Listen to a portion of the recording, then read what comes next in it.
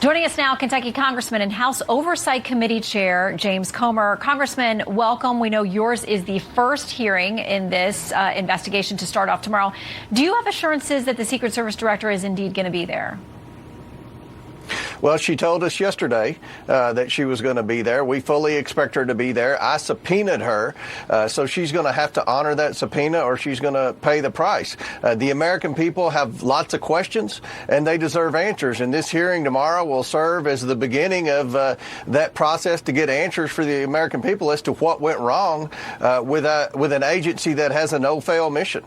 Well, so last week, when we were still on the air Saturday night reporting on this as it was all unfolding, there were some outlets, one in particular, the Federalist, said they had sources telling them that the Trump group had asked for more assets, more resources, and they were denied or unanswered.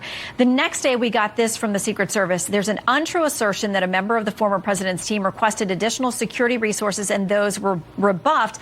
This is absolutely false. They go on to say they added protective resources and technologies and capability. But then overnight, from the Washington Post, we get this report talking about agents who were protecting the president, said that they asked for more magnetometers, more agents. There were all kinds of things they needed for these large gatherings, and that they were sometimes denied. So where does the truth lie? Well, we're going to find out tomorrow with the director, but it's my understanding that the Trump campaign did ask for more resources, and it's my understanding that the Secret Service denied those resources. Now, days after the assassination attempt, a spokesperson for the Secret Service denied the Trump reports that they had requested more resources, but then, as you noted in the Washington Post story, it was confirmed that, in fact, the Trump campaign did ask for more. Look, the Secret Service has a budget of $3.1 billion. They have thousands of employees. There aren't that many people that require Secret Service protection. There aren't that many events that the Secret Service have to secure. So the budget is more than enough to provide adequate protection for the presidential candidate. So we have a lot of questions as to how they're managing their money. But if you look at the history of the House Oversight Committee dating back to when Jason Chaffetz was chairman of this committee, there have been lots of investigations of the Secret Service. There have been lots of reports issued that they lack proper training, that they did not efficiently spend their funds. So our question for the Director Cheadle is, are you competent to run the Secret Service? We want to know who's at fault for what happened. Every American can tell that there should have never been allowed anyone on that roof. And the fact that there are videos showing that people were trying to notify the authorities that there was a person on the roof with a gun and nothing was done about it, and that shooter was allowed to get that many shots off at President Trump, that's unacceptable. We think not only do we need answers, but people need to be held accountable. And that's what the director is going to have to answer tomorrow. She's going to have about a 6-hour hearing, and she's going to have hundreds of questions that she's going to have to answer, and the American people will be watching that hearing. We know for one of the other committees, and there are multiple committees here in the House that have started these investigations. One of them has now, Homeland Security, they have subpoenaed Secretary Mayorkas because they said he's declined to show up. They're asking for documents and other information. Is the House prepared to take action against Secretary Mayorkas if he defies that subpoena?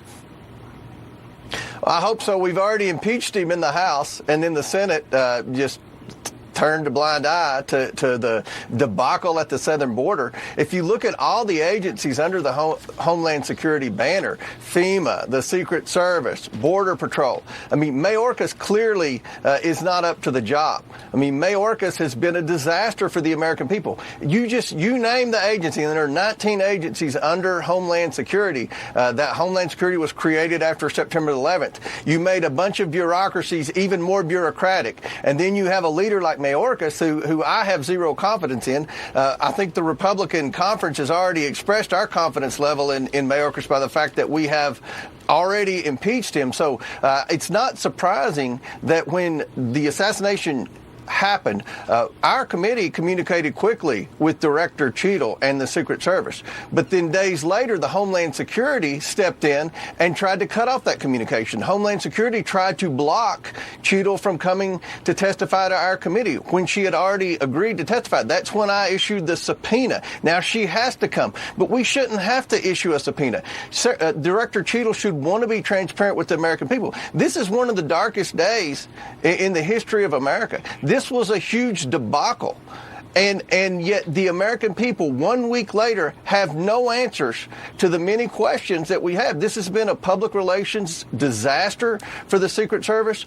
Tomorrow, hopefully, we'll begin to get answers. But not only do we need answers and not only do we need to hold someone accountable, we need to make sure that this problem is fixed and that we have President Biden, President Trump, their family members, that they are protected throughout this campaign and into the next term. I want to ask you quickly about the issue of whistleblowers, because it's something that Senator Josh Hawley, Republican on the other side of the Hill, has brought up. He has a lot of questions, and he's asked Secretary Mayorkas to answer these as well. He says the detection canines were not used to monitor entry and detect threats in the usual manner, according to whistleblowers. Individuals without proper designations were able to gain access to backstage areas. Department personnel did not appropriately police the security buffer around the podium and were also not stationed at regular intervals around the event's security perimeter. Have you heard from any whistleblowers? What can Congress do to protect people who, may still want to come forward but are very fearful? We've heard from a lot of whistleblowers. They're coming forward, and I think they're the sources of a lot of the press stories that have come out. Look, the morale at the Secret Service has always been low, but it's gotten lower. We're going to talk about that in the hearing. We have a lot of specific questions. Why weren't drones used? There are reports that the shooter had a drone just a few hours before the event, scoping it out. There are reports that there were Secret Service in the building where the shooter was on the roof, but they didn't go on the roof because it was too hot.